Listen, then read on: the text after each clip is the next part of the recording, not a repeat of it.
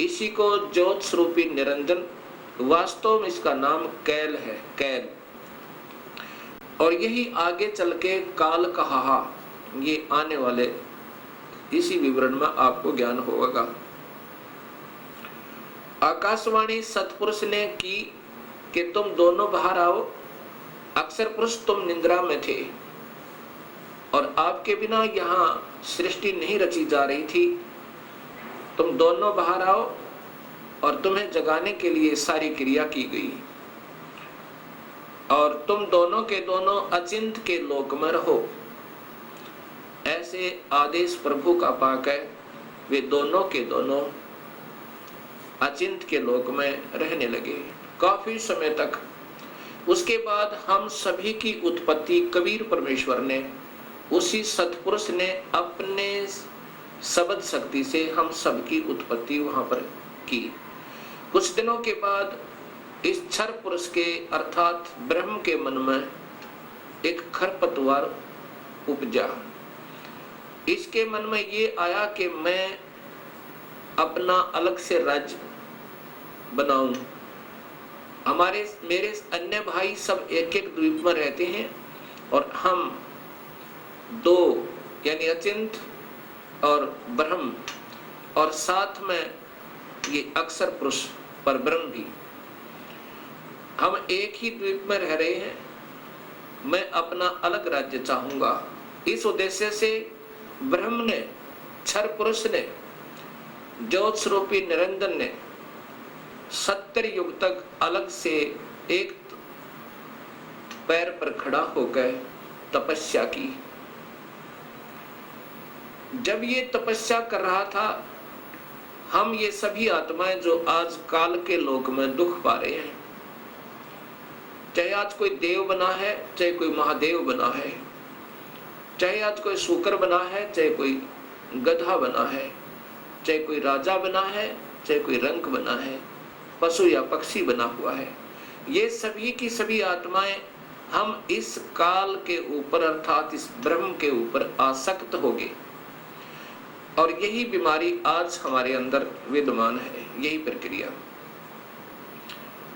जैसे ये नादान बच्चे किसी हीरो और हीरोइन को देखकर उसकी अदाओं के ऊपर इतने आसक्त होते हैं, हो जाते हैं कि वो अगर आसपास कहीं किसी शहर में वो हीरो, वो अभिनेता या अभिनेत्री आ जावे, लाखों की संख्या में उनके दर्शनार्थ भीड़ उमड़ जावे और लेना एक न देने दो, कुछ मिलना नहीं उससे।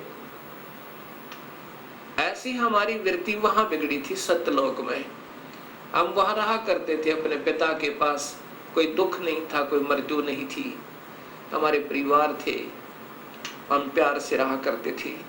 लेकिन वहां हम अपने पति भर्ता पद से गिर गए।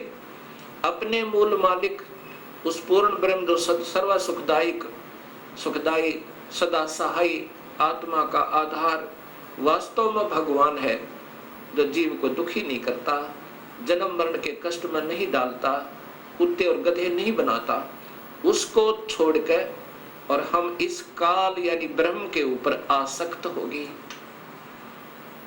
जब इसने 70 युग तप कर लिया, तब पूर्ण परमात्मा ने, पूर्ण ब्रह्म ने, सतपुरुष ने पूछा भी क्या चाहता है तू काल, कैल क्या चाहता है, ब्रह्म तू क्या चाहता है।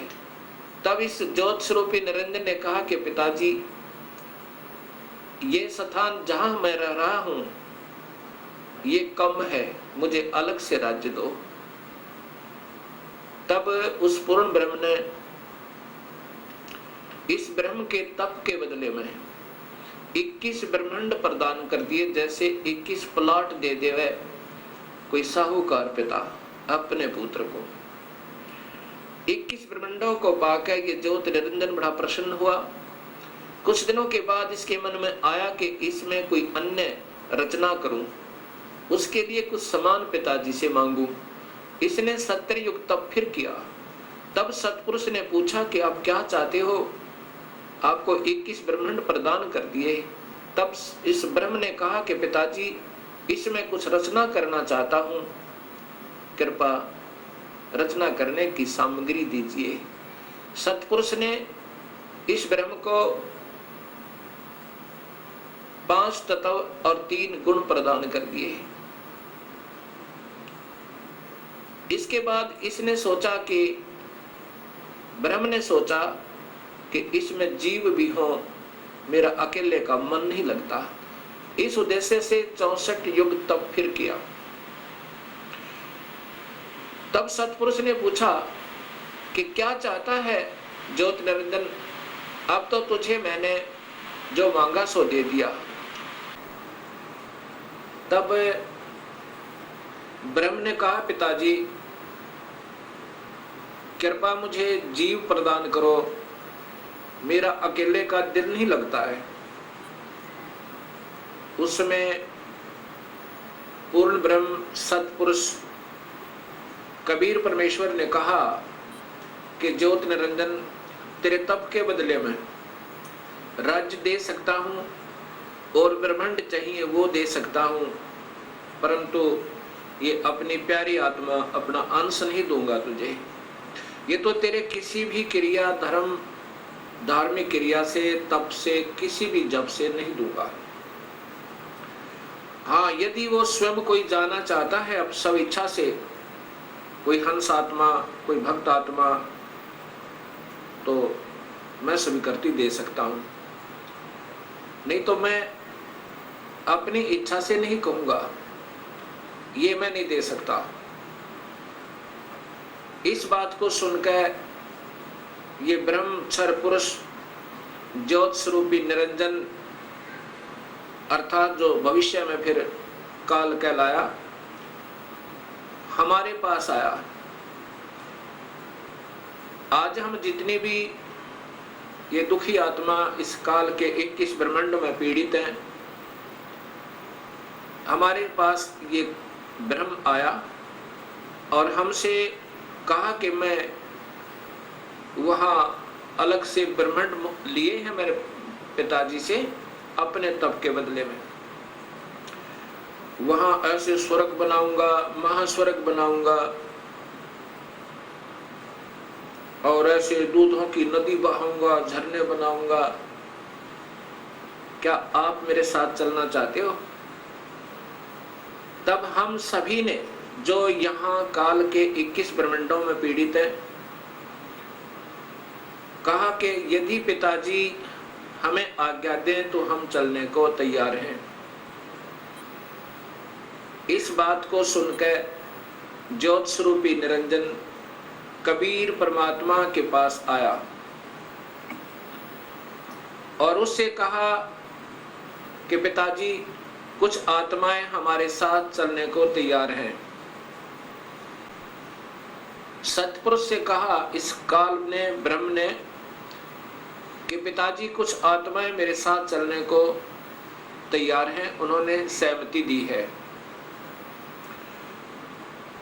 तब पूर्ण परमात्मा सतपुरुष अर्थात कबीर देव ने, कबीर साहिब ने कहा कि यदि वो मेरे सामने स्वीकृति देंगी, जितनी भी आत्माएं हैं जो तेरे साथ जाना चाहते हैं, तो मैं उनको आज्ञा दे दूंगा। ऐसा कहकर के सतपुरुष हम सभी आत्माओं के पास आया जो आज काल के लोक में कैद में बंद हैं। सतपुरुष ने, उस अकाल मूर्त ने, शब्द स्वरूपी राम ने हमसे पूछा कि जो आत्मा इस ब्रह्म के साथ जाना चाहती हैं वो अपनी सहमति व्यक्त करें। उस समय हम सभी घबरा गए और नहीं हिम्मत पड़ी अपने पिता के सामने स्वीकृति देने की। उस समय एक आत्मा ने सर्वप्रथम हिम्मत किया, डेयर किया और कहा कि पिताजी, मैं इस ब्रह्म के साथ जाना चाहता हूं। उसकी देखा देखी फिर हम सभी ने स्वीकृति दे दी।